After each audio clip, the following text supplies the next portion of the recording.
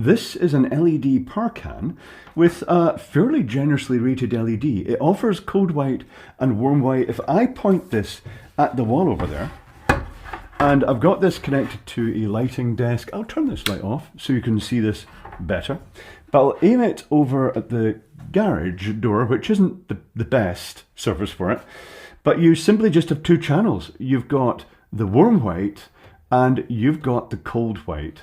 Automatic white balance is on, so it will be compensating for this. Okay, you can bring both up as well if you want intermediate white, but it is glaringly bright. It's very bright. In fact, its power with both up full, it's 40 watts per colour, cold white, warm white, both up full is 80 watts. Okay, let's take it apart. Okay, power can, it is time to be explored. Now, what I'm seeing here for a start is I'm seeing these notable screws here with elongated slots, so I'm going to pop those out for a start, and that should liberate the front. I'm not sure if it will liberate everything, but we'll find out in due course. It's nice that the front is glazed. It's a nice reflector as well. Maybe it'll be crap inside, but you know, so far it's quite nice. It's a relatively usable light that puts out a decent splash of light. So much better than the first LED power cans that were, quite frankly, crap. I'm not sure how easy it's going to be getting a replacement LED for this if it fails, but we'll find out once we get into it. Will it be the LED that fails, or will it be the driver? How much is serviceable? There's a possibility that it's worth getting these if they're cheap enough just for the printed circuit board with the DMX decoding. Oh, you know what I didn't do with this? I didn't try it with RDM. Now, is this going to rise off in any way? Oh, the whole assembly's come out. The whole LED assembly has just parted company. Is this a good thing? Oh, look at that. That's a monster. Okay, was this the correct thing to do? Look at the heatsink. That is incredible. Right, tell you what, I'm going to have to now go in the back. I'm looking at the screws here and thinking, are they an absolute standard size? They are. Everything's standardised from the cheap Chinese products. I mean, I wish the higher profile UK products were the same. Oh, you know what? This case splits in half. I'm going to take these screws out. This may or may not be a good idea. Everything may be out of focus because this is huge, this thing. Here's a little exception, little dinky screws. The little dinky screws go at the back. For reference, it's quite an odd looking LED display for some reason. It looks very dimensional in there. Joe, I should have tested this with RDM, but I didn't. I probably will, because you know what, I was taken majorly by surprise by the last light I looked at. I plugged in an RDM unit, remote device management, used in professional lighting, and it showed up as an RDM device, which is like unbelievable. Right, these side supports, sorry, lots of noise, but that's okay. I've got a wireless microphone on. These side supports are going to have to come off. Total carnage. Everybody who's taken one apart before is going, well, the guy clearly doesn't know what he's doing. You're right. Never taken one of these apart before. But you know what? Once you've taken one apart, it's all much the sameness. Let's put that over there. And we'll look at our sugar. I'm going to need Allen keys to part the two halves of this. One moment, please. And with that, the cast aluminium housing comes off. That's ridiculous. Anyway, the amazing things about mass production, look at this. So here's the power supply. The mains is coming on. There is an earth connection going over there. So there's the power supply, and then we've got a single voltage going out of this. I should have brought a meter. Doesn't really matter. And then it's going to the board that has two fat inductors. We'll whip the board out and we'll take a look at it. LED drivers, and then the little processor for decoding the DMX.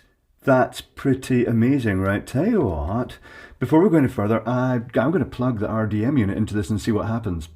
Okay, now noting I do have it powered up out of its case, there are lab connections here I'm aware of that, thank you very much. I've plugged in the DMX Cat from City Theatrical. It's a professional piece of equipment used in the entertainment industry for checking, testing and addressing lights. I select RDM control, it's scanning the network, it's looking for the device, it's found it. So if I press this little indicator light here, it should advertise that it's which light it is. It would have shown others. It is.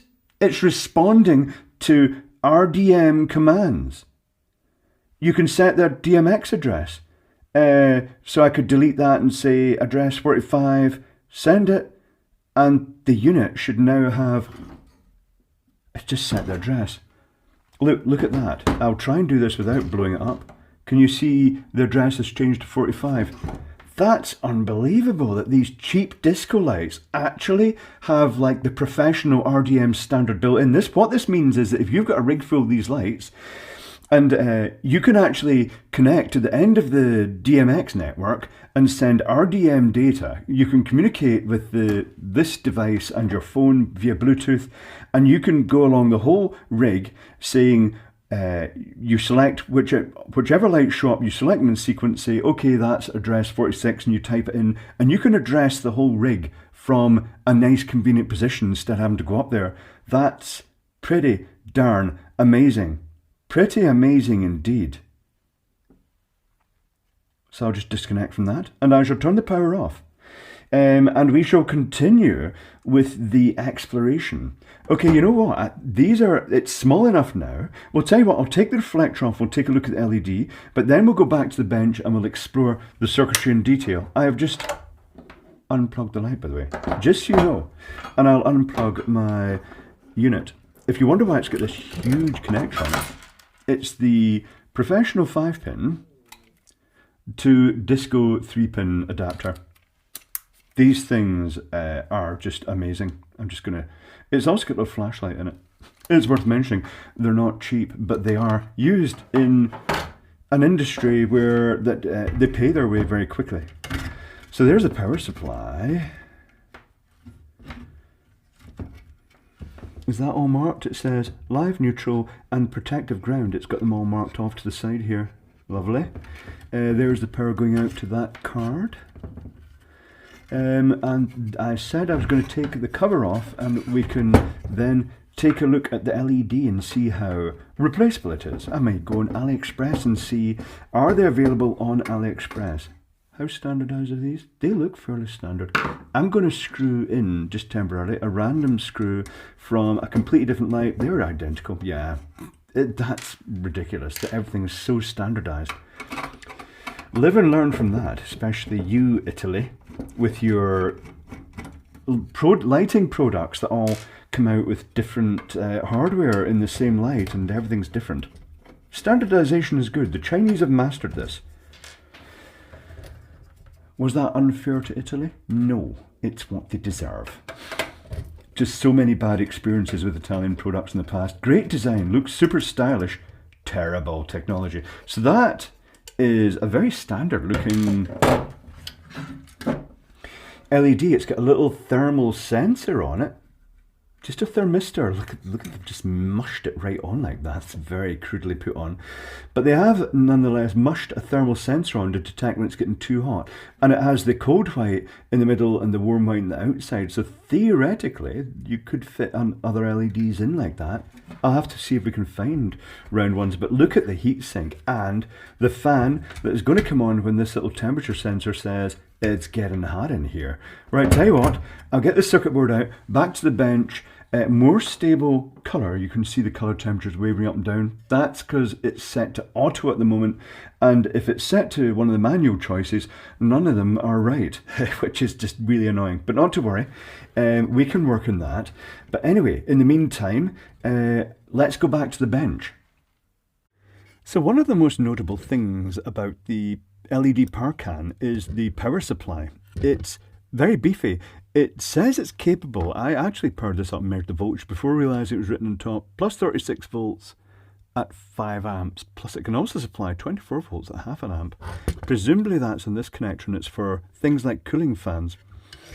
The input to this has lots of filtering. Noting these two capacitors here probably to earth. It's got the inrush limiter, it's got the class Y filter, common mode suppression choke, rectifier, smoothing capacitor. The control circuitry is in the top this time with an opto-isolator in the top, fed from the voltage reference circuitry at this side. Quite a chunky power supply. Also noted for wonky connectors, but the wonky connectors are just the start of it here, because on this little circuit board here, some of the connectors were, see how some of them are the little traditional white XH type connectors, and these little Molexy type connectors, they're just jammed one type of connector on over the pins of another header. Very strange.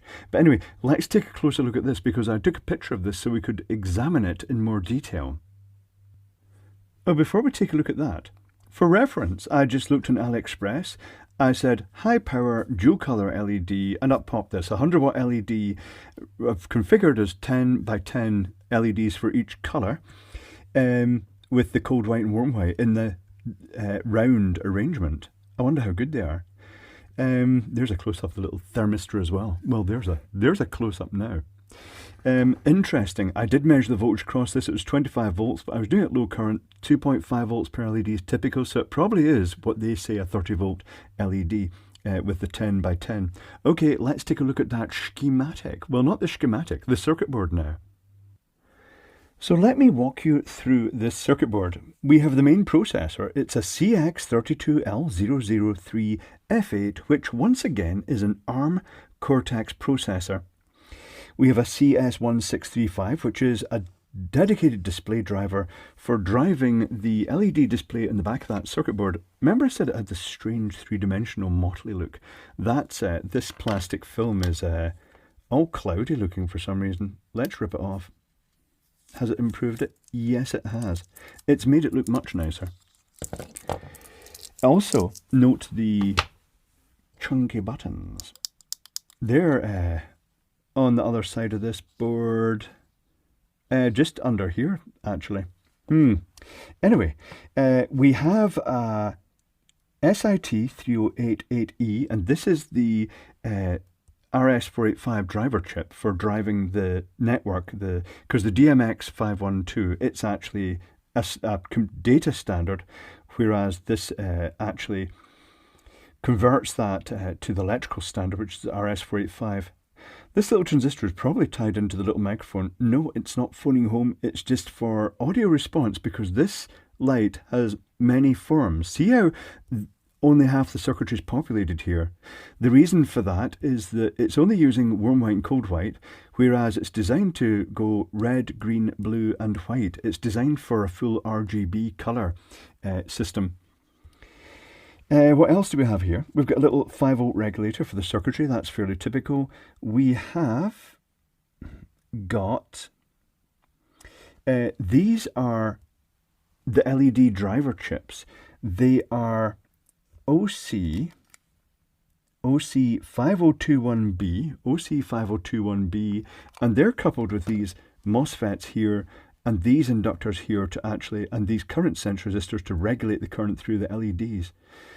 And it is designed to take those 4 sets, but they're only using a couple. But it's quite odd. They've used a 1, 2, 3, 5 pin connector instead of 6 that they'd normally have there, and they've just not connected. It's just hanging off the end because that connection isn't needed. All very peculiar. What else is there worth mentioning here? Yes, the 78L05, because that's a 36 volt power supply, that's pushing it for a 78L05. So they've got a resistor in series with it to actually drop a bit the voltage depending on the actual load. So it's never going to see the full voltage as long as there's a modest load on it. The fan is controlled by this transistor here when the temperature is sensed by this temperature sensor here, which is signaling presumably to an analog to digital input on the processor there. It's very straightforward. It's actually all the work is being done by this chip again.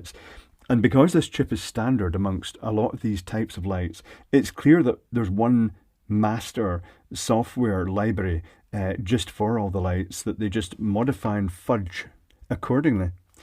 But it's very good. It's really impressive, actually. strange that they've done that mushing connectors on and using the red schmoo to glue things in place, but that's just how it sometimes is. So there we go. It wasn't an expensive light at all. I didn't expect it to actually be high power, but it is effectively driving, if you put both up at full, that's about 80 watts, which is actually pretty high power. And the little processor card in it is actually, you could be adapted. You could actually use this for controlling your own projects as well. It's all very impressive.